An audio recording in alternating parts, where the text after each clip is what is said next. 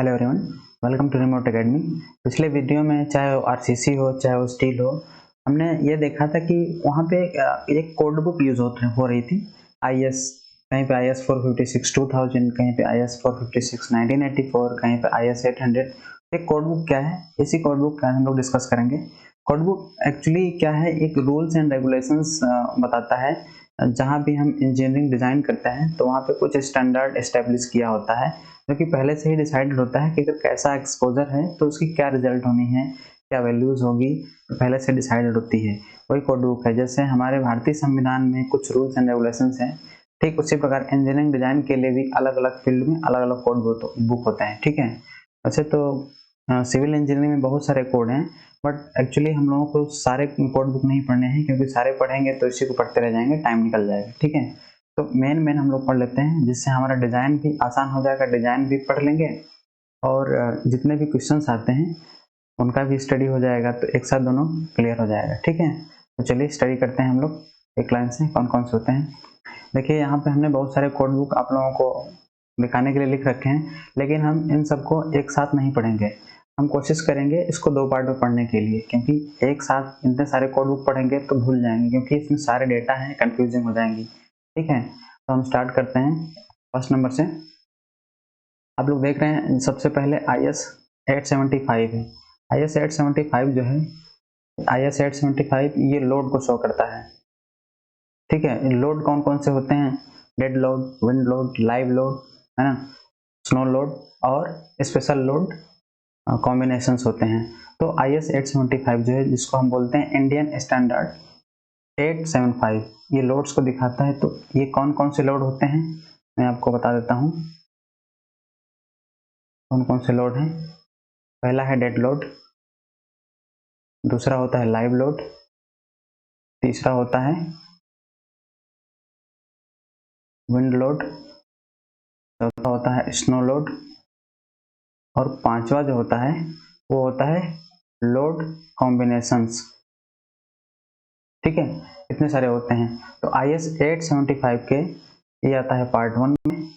ठीक है, और लाइव लोड जो होता है पार्ट 2 में होता है, और विंड लोड पार्ट 3 में, स्नो लोड जो होता है मतलब बर्फ का लोड, ये पार्ट 4 में होता है।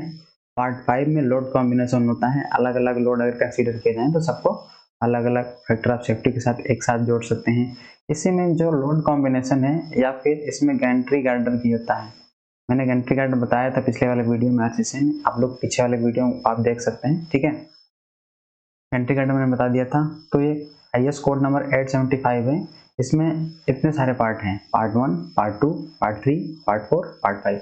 पार्ट 1 में डेड लोड, पार्ट 2 में लाइव लोड, पार्ट 3 में विंड लोड, पार्ट 4 में स्नो लोड, जिसको हम बोलते हैं हिम, हिंदी में बोलते हैं उसको हिम। हिम मतलब बर्फ का लोड जो होता है। और लोड कॉम्बिनेशन कहने का मतलब है कि अगर dead load, live load, wind load एक साथ अगर एक्ट करें तो उनका क्या कॉम्बिनेशन होगा, वो पार्ट नंबर 5 में दिखाता है। किसके पार्ट नंबर में? 875 में। तो हम लोगों ने पहला कोड पढ़ लिया IS 875, इसका रिवीजन भी हमने कर लिया एक बार। ठीक है, एक बार लास्ट टाइम एक बार और रिवीजन कर लेंगे। ठीक, दूसरा कोड है IS 456। 456 पता ही है, हम लोगों ने पढ़ा भी है, कई बार बोला भी है। 456 जो बताता है वो रीइंफोर्स्ड सीमेंट कंक्रीट की डिजाइन के लिए होता है। सिर्फ रीइंफोर्स्ड सीमेंट कंक्रीट के लिए, सारे कंक्रीट के लिए नहीं होता है। सिर्फ रीइंफोर्स्ड सीमेंट कंक्रीट यानी कि RCC के लिए होता है।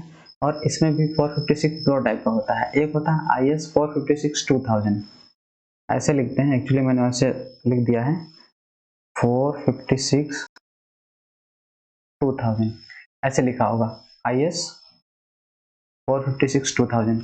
IS 456 2000 जो है, ये बताता है LSM से डिजाइन करने के लिए, ये बताता है LSM से डिजाइन के लिए। ठीक है, जो IS 456 1984 है, ये वाला, ये WSM से डिजाइन करने के लिए होता है।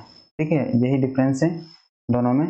और ये जो ये ईयर दिखा रहा है, ये 2000 और 1984, ये क्या है? ये दिखा रहा है कि या तो इस साल या इस ईयर में या तो ये कोड बनाया गया है या तो संशोधित किया गया है। ठीक है, पहले IS 456 1984 ही यूज होता था RCC के लिए, लेकिन सन 2000 में इसको रिवाइज किया गया और LSM से एक सारे स्टैंडर्ड प्रोवाइड किए गए हैं। ठीक है, आप लोग याद रखेंगे। तीसरा है जो अर्थक्वेक लोड आता है या फिर सीज्मिक लोड आता है, उसके लिए होता है 1893 IS 1893। IS 1893 ये बताता है कि अगर जहाँ पे अर्थक्वेक आने के चांसेस होते हैं वहाँ पे बिल्डिंग्स की डिजाइन करने के लिए, या फिर हम कह सकते हैं भूकंप रोधी डिजाइन करने के लिए जो कोड इस्तेमाल होता है वो होता है IS 1893 1893। ये सन 2002 में रिवाइज किया गया था। ठीक है, एक्चुअली अभी आप लोग ये सन मत याद कीजिए, ये ईयर मत याद कीजिए, अभी आप लोग इस पे फोकस कीजिए 1875, 456, 1893, इस पे आप लोग फोकस करें तो ज़्यादा बेहतर है, क्योंकि एक साथ ईयर भी याद कर लेंगे, एक साथ वो भी याद कर लेंगे और इतने सारे कोड्स हैं सारे याद कर लें तो काफ़ी कन्फ्यूजन होगी। इसलिए हम ये सजेस्ट करेंगे कि अभी आप लोग ईयर मत याद कीजिए, ईयर आप लोग नेक्स्ट रिव्यू में या फिर थर्ड रिव्यू में आप लोग याद कीजिएगा। ठीक है, अगला है IS 3570। ये इसको हम इंड टैंक भी बोलते हैं। IS 3570 जो होता है हमें बोलते हैं कि इंड टैंक डिजाइन करने के लिए होता है। इंड टैंक मैं यहाँ लिख देता हूँ INTZ। इंड टैंक मतलब है कोई भी लिक्विड स्टोर करने के लिए जिस टैंक का इस्तेमाल होता है उस टैंक की डिजाइनिंग IS 3570 में बताया गया है। ठीक है, IS 3570 इंड टैंक या फिर लिक्विड स्टोरेज के लिए डिजाइन करते हैं। एक बात ये ध्यान रखने वाली बात है कि जो IS 3570 है वो LSM से डिजाइन नहीं करती है, वो WSM से डिजाइन करती है, क्योंकि जो लिक्विड स्टोरेज के लिए हम डिजाइन करते हैं, लिक्विड स्टोरेज में क्रैक्स बिल्कुल नहीं होने चाहिए, जबकि LSM में हम जो डिजाइन करते हैं उसमें क्रैक्स अलाउ करते हैं, जबकि WSM में क्रैक्स अलाउ नहीं होता है। ठीक है, तो आप लोग ये ध्यान रखेंगे, जो एंड टैंक की डिजाइन होती है वो LSM में नहीं होती है, WSM में होती है, ये आप लोग याद रखेंगे।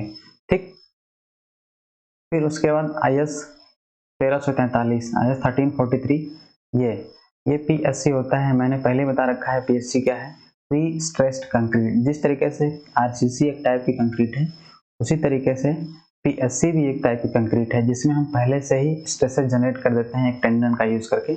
आगे पढ़ाया जाएगा, आप लोग देखेंगे। ठीक है, और IS 13920 जो है वो ये कहता है कि जो सीज्मिक फोर्सेज हैं, सीज्मिक फोर्सेज मतलब जहाँ पे अर्थक्वेक आने के चांसेस हैं, वहाँ पे हम डक्टाइल डिटेलिंग कैसे करेंगे। डक्टाइल डिटेलिंग का मतलब ये है कि हम कंप्रेसिव जो मटेरियल हैं, कंप्रेसिव स्ट्रेंथ वाले, उनका इस्तेमाल तो करेंगे ही, लेकिन साथ में डक्टाइल मटेरियल का ज़्यादा इस्तेमाल करेंगे उसको, तो उसकी डिज़ाइन के लिए मतलब अर्थक्वेक प्रोन एरिया में या फिर सिज्मिक प्रोन एरिया में जो हम डक्टाइल डिटेलिंग करेंगे वो IS कोड नंबर 13920 में बताया गया है। ठीक है, ये IS 13920 आप लोग याद रखेंगे। फिर 7वें नंबर में देखेंगे IS 10262। 10262 जो है कंक्रीट मिक्स डिजाइन। जो कंक्रीट मिक्स डिजाइन हमने पढ़ रखा है, जो पहला दूसरा लेक्चर था आप लोगों ने देखा था, उसमें हमने क्या बताया था, कंक्रीट मिक्स डिजाइन में जो M20 M30 ये सब कंक्रीट हम बना रहे थे वो मिक्स डिजाइन ही है। M मिक्स को डिनोट करता है, जबकि 30 40 50 जो है वो कैरेक्टरिस्टिक स्ट्रेंथ को शो करता है। आप लोगों को ये रिवाइज हो चुका होगा, है ना। इतना ये हम लोग पढ़ लेते हैं। ठीक है, 7 हम लोगों ने आज पढ़े और इतना ही एक बार फिर से रिवाइज कर लेते हैं। उसके बाद आप लोगों को आगे वाले जो कुछ हैं कोड बुक्स वो हम बाद में बताएंगे। ठीक है, आप लोग बाद में रिवाइज कर लेंगे, क्योंकि एक साथ सारा याद करना पॉसिबल नहीं है। ठीक है, एक बार फिर से हम लोग रिवाइज कर लेते हैं। IS 875 में मैंने बताया था, 875 डिफरेंट टाइप के लोडिंग के लिए होता है, जैसे कि dead load, live load, wind load, snow load और load combinations. Dead load part 1 में, लाइव लोड पार्ट 2 में, विंड लोड पार्ट 3 में, और जो स्नो लोड होता है पार्ट 4 में। लोड कॉम्बिनेशन या फिर गंट्री गर्डर के लोड है वो पार्ट 5 में आता है, किसमें, IS 875 के। ठीक है, आप लोग ये चीज याद रखेंगे। और हाँ, डेड लोड जो है ये लाइव लोड, लाइव लोड को हम लोग बोलते हैं इम्पोज लोड, ये भी आप लोग याद रखेंगे, इम्पोज लोड बोलते हैं। लाइव लोड का है या इम्पोज लोड का है, दोनों की बात एक है, बराबर है। ठीक है, ये चीज आप लोग ध्यान रखेंगे। ओके, फिर IS 456 में 2 टाइप के पढ़े थे, IS 456 2000, IS 456 1984। IS 456 2000 जो था वो था LSM से डिजाइन करने के लिए कंक्रीट की, आरसीसी की, और IS 456 1984 जो था WSM से कंक्रीट आरसीसी डिजाइन करने के लिए था। उसके बाद हम लोगों ने पढ़ा था IS 1893। IS 1893 में हम भूकंप रोधी डिजाइन करने के लिए यूज करते हैं, या फिर हम बोल सकते हैं अर्थक्वेक रजिस्टिंग डिजाइन या रेजिस्टेंट डिजाइन के लिए। ठीक, फिर IS 3370 हम लोगों ने पढ़ा था। IS 3370 में इंच टैंक या फिर वाटर स्टोरेज टैंक या फिर लिक्विड रिटेनिंग स्ट्रक्चर, ऐसे कई नाम से पूछा जा सकता है, inch tank, water retaining structure या फिर लिक्विड स्टोरेज, ये 3-4 नाम है, आप लोग याद रखेंगे। फिर IS 1343 प्री स्ट्रेस्ड कंक्रीटिंग के लिए होता है। 13920 जो है डक्टाइल डिटेलिंग के लिए होता है। 10262 कंक्रीट मिक्स डिजाइन के लिए होता है। इतना आप लोग कोड याद कर लेंगे, ठीक है। बाकी आप लोगों से मैं एक क्वेश्चन पूछ लेता हूँ। आप लोग एक कमेंट बॉक्स में एक क्वेश्चन लिखेंगे, क्वेश्चन का आंसर करेंगे। वो क्वेश्चन ये है कि IS जो 1893 है वो इस डिजाइन के लिए उपयोग किया जाता है। आप सब लोग कमेंट करेंगे, ठीक है। जय हिंद।